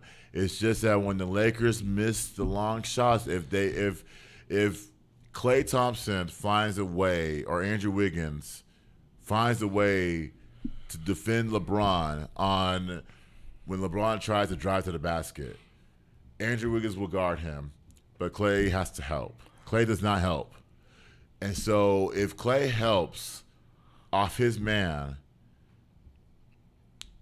then, or if Kayvon Looney grabs 10 rebounds in this series, I do think the Warriors win this series. So many ifs. You're talking about things that we've seen before, right? This is not a team that we've seen defend. But you just said they're different. They are different. They're different this season. They are different. You know what's going to kill them? The road. Going to Crypto Stadium. I almost said Staples. The Crypto Stadium is going to – I don't care what Steve Kerr says. When Steve Kerr said, it's a different playoff, I got what he's saying. But, Steve, you remember you went 11-30 on the road this season. Yeah. You lost to worse teams on the road. Yeah. And, I mean, both of these teams aren't traveling very far. It's just like Sacramento and the Warriors. Like, you're not going very far. So they're not. You're on the same time zone. Everybody, it's a very even playing field. That's why I'm very excited for the series, like I said earlier, because it's very evenly matched across the board. The Lakers are better in ways that the Warriors are deficient, and vice versa. The difference is the Lakers are playing better defense than they ever have. You know what? You're right, and that's my concern. My concern, that's the reason why I have the Warriors in 6, because I feel like if it gets to about a game 4, fourth quarter in the game 4, I think the Warriors have it. The Warriors will understand defensively what the Lakers are preaching out. That is very, very, very optimistic. Yes. Because the reason why I say that is because, like I said, the Lakers have been playing the best defense that they played in a couple years. Just being honest. A couple of years. The Lakers, this is some of the best rotational defense, right, that I've seen from them in a while. So, again, honestly, it's going to come down to making shots for the Warriors, because it's usually always what it comes down for them. They're capable of making shots. They're capable of making shots, but they're also capable of missing them. That's true. Again, like Steph the other night, not before the closeout game, he was like what? He was like 9 for 20. He or was something 9 like for that. 21. Yeah, it was something like that. He was 9 for 21. So that's my point. Yeah, you have to account for all of that. There's going to be games where they're not going to be hitting shots. There's going to be games where LeBron is gassed and he's tired. He's 38 years old. There's a lot of different variables. You had 4 days off, and you're traveling within distance, so you're not traveling far. So you shouldn't be tired at all. Yeah, it's not like they're going to Memphis in a totally different time zone. I mean, thank God, Anthony Davis was preaching. He was saying, thank God I don't have to go to Memphis. Yeah. So I don't have to sacrifice 30 minutes. Exactly. Exactly. Or I don't have to play 30 minutes. Yeah. I just think that the Lakers have a lot of things in their favor, and defense is one of them. Okay. And that's why I picked them in 6 versus the Warriors. I mean, again, it's a toss-up, but I think the series, regardless, will be over in 6 games. Yeah. I don't see it going 7. But it can. That's going to be tough. That's potential, but I don't see it going 7. That's going to be tough because I feel like if it goes 7, I favor the Lakers. Yeah. I favor, because I think LeBron has something to prove more than Steph. Easy to say or not. LeBron has more to prove than Steph does. LeBron has more to prove against the Warriors than Steph does against LeBron. To be totally honest. That makes sense. LeBron, because to me, the Warriors beat the brakes off of LeBron and them for a lot of years. They won one. LeBron won 1 out of what, 4? He won 1 out of 4 championships. Yes. So yes. Again, like, it's not his fault because you playing against a damn super team, super team. Like, you got KD, Steph, 1 out of Clay. Yeah, 1 out of 4. You're right. Yeah. So to even be there all 4 of them years tells me a lot. That's greatness. But I do think, to the eyes of the masses, LeBron does have more to prove against the Warriors than Steph does against him, because Steph has beat him a few times. And he will prove that. He will prove that in this series. And I feel, and whatever happens in this series, he'll still go for 25, 30 points. Yeah. And I'm talking about LeBron. Yeah. LeBron Easy. will go for that. Easily. But he won't have the help. As long as Vanderbilt's hitting shots, Russell, and I'm not even gonna deep dive into their bench, because we're not expecting it. This is not a bench series. If I were to dive into that bench, I'm giving the Warriors bench, because I feel like Poole will come off the bench and give you something. Poole is how he plays determines the series for me. Yes, he struggled the last 3 games in that series. Exactly. Against the Kings. Exactly. And the Lakers are not the Kings. I'm just be honest. There's experience there. There's a lot of just athleticism there. It's different. It's different. I think that because of the experience of both teams are very experienced. These are not teams that nobody wins that battle. Right. Nobody really wins that battle. It's gonna be tough. It's gonna be difficult. It's gonna be a battle. God, and I'm very, very excited for this season. I can't wait to watch it tonight. I can't wait to watch it either. I've been watching a lot of it, and that's why I'm able to, dive into it and talk about it fully. Yeah. Like I said, and also I think the key would be the coaching too. Yeah. How does Steve Kerr adjust? Better yet, Darvin Ham. I think Darvin Ham has more to prove, because Darvin Ham is a rookie head coach who has never been. He's been in this situation, but as an assistant, it's different between the assistant and the head coach. Yeah. The assistant, you're scouting teams, but in the head coach, you have to adjust. You have to come into the office and tell your assistants, you're adjusting to this. And I did see that the Warriors, in Game 7 that I watched, I did see the Warriors play zone. Yeah. So I think if the Warriors, Andrew Wiggins is so long. He's so long though, but he's skinny, so long. But he's physical. He picked up the pace around Game 5 for me. Game 1 and Game 4, I don't think he had it. Yeah. All that time he missed, he was just trying to regain his time back. But I think through Game 5, through Game 7, he brought it together. We saw the last year's Andrew Wiggins. And you may get that in moments and flashes. But I still think he's I don't see on his him. own. I don't think he'll give you that this entire series. No. I don't think he'll give you that Andrew Wiggins that we're used to seeing for an entire series. I don't think he's capable of that at this moment. He's not. So that bodes in the favor of the Lakers, because if he was, now you got a problem on your hands. Yeah. Because you got a lot of players to defend that you got to respect. And you still got to respect them, don't get it twisted. But even on the defensive end, his ability to move, his range of motion would be more of a factor. So my crucial mistake would be Draymond guarding LeBron. Oh, that would be horrible. But we've seen it before. Yeah. Last time that happened, I'm pretty sure LeBron dropped 50. Oh, he probably did. He did. Because you got to understand, you got to protect, Draymond is to communicate on defense. He is. You got to protect not only the rim, you got to grab the rebound, the long rebounds. And I feel like he can grab the long rebounds. He's not going to grab the rebounds inside. No. Kevon Looney's going to grab the rebounds inside. Draymond's going to grab the longer rebounds. And who wins that battle, Anthony Davis or Kevon Looney? Anthony Davis. Exactly. And because I feel as much as Anthony Davis is fragile, he's not going to. He's going to hold up. Yeah. If Anthony Davis holds up, they're winning the series, like you said. Yeah. But the reason why I chose the Warriors is because of how this series is going to trajectorize.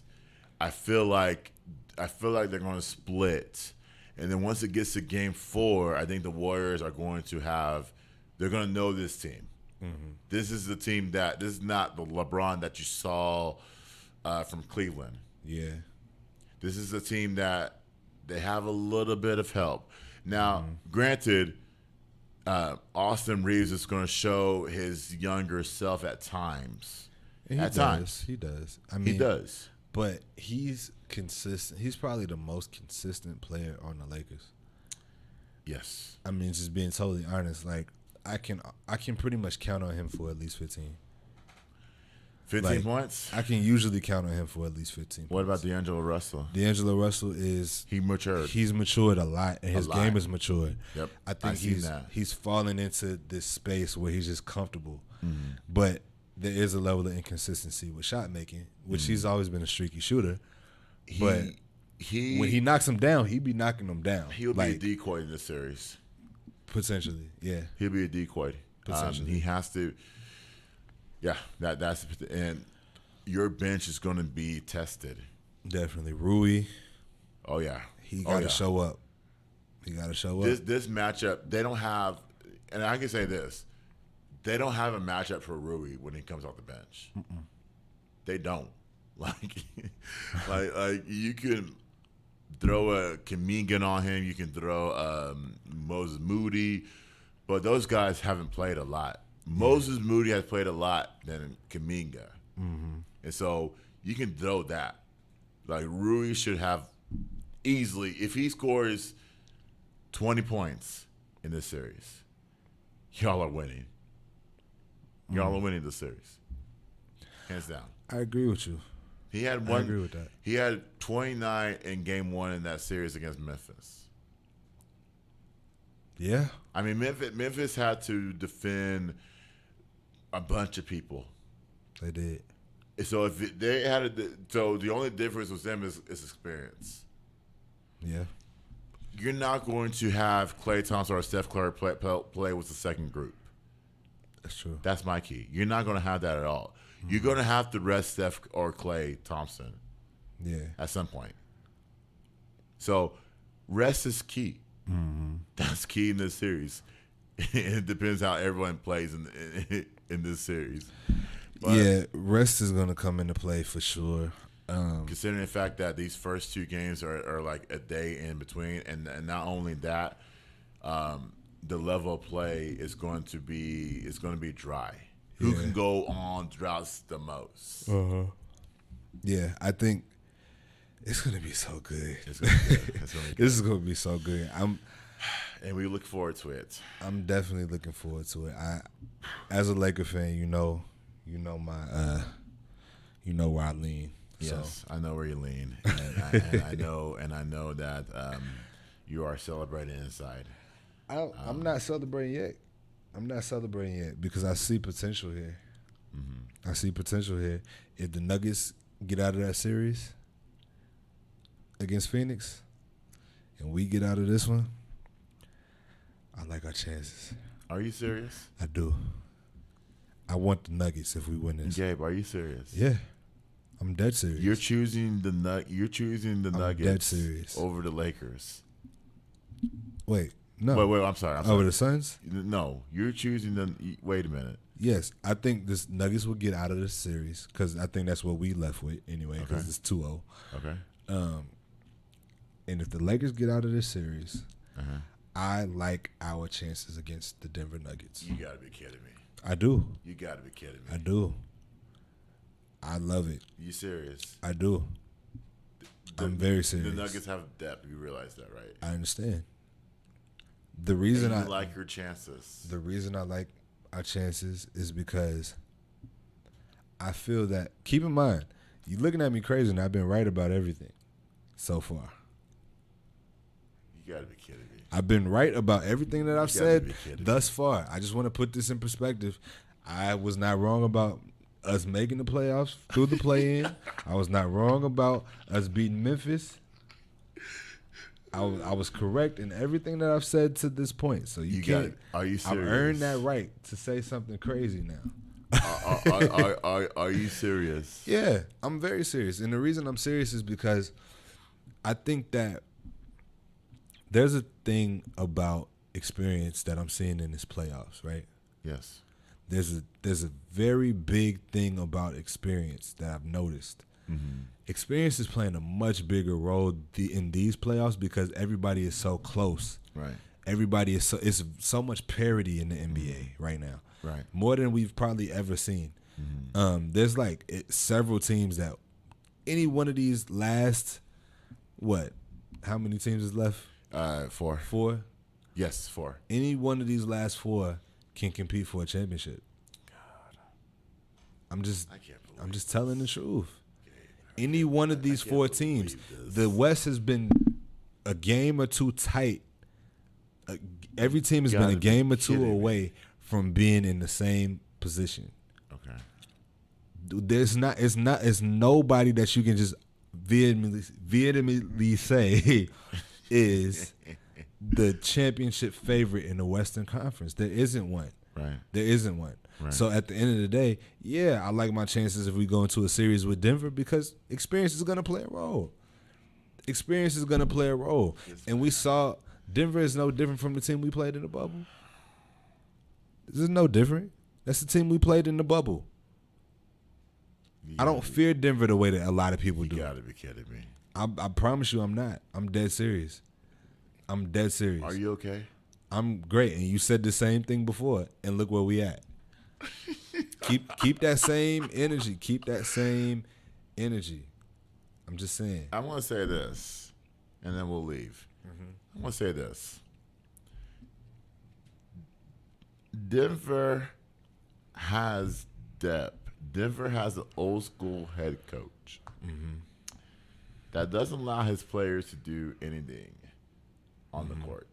Yeah, defensively, they're not allowed to give up baskets. And I've seen this in this Phoenix series right now. Phoenix is struggling right now. They are. And what I see in Denver is that Denver has depth all around. They have the Joker.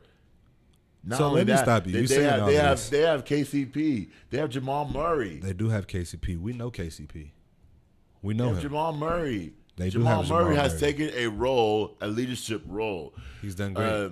Aaron Gordon can defend with most of the people. That's why they got him to Denver. Yeah. Jeff Green is no joke.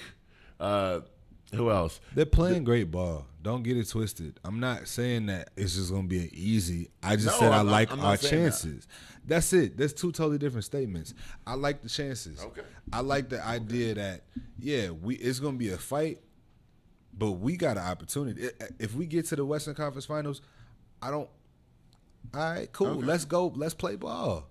Let's play ball and see. Because I truly do think that experience is going to play a massive role across the board in these finals, especially on the West. Because, like I said, everybody was a game or 2 away during the regular season.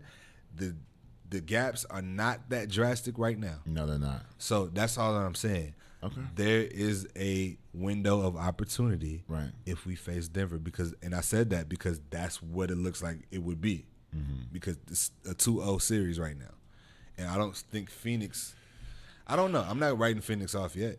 I'm getting close. I'm getting close to writing them off. Yeah. I'm getting close because they need a lot of help. Yeah. Outside of Booker and Durant, they need a lot of help. And Aiton's getting abused by Jokic in that series. And it's just how do you defend that? You just don't. Yeah. It's like he's literally getting abused in that series. Yeah. Literally. And I'm like, there's nothing you can do. There's nothing else you could have done. Yeah. So we just gotta see what happens in the next week or 2. Yep. But we'll talk about that more. Hopefully you're here next week. Yes, sir. Thank you for coming in here on a short notice. I appreciate you. And guys, that is our show for today. I will deep dive into this draft stuff next week. the Cowboys picks up some players up, and I'm thinking of stuff. I'm like, can they help our team? Will they make the team, for that matter? But we'll talk about that next week as the NFL offseason rolls on, and the NBA playoffs rolls on as well. But till then, guys, thank you to Angelo as well. He's in the other room for running the board. Thank you to Gabe. And my name is Jamie from Beyond the Game Podcast. I will see y'all next week. Take care.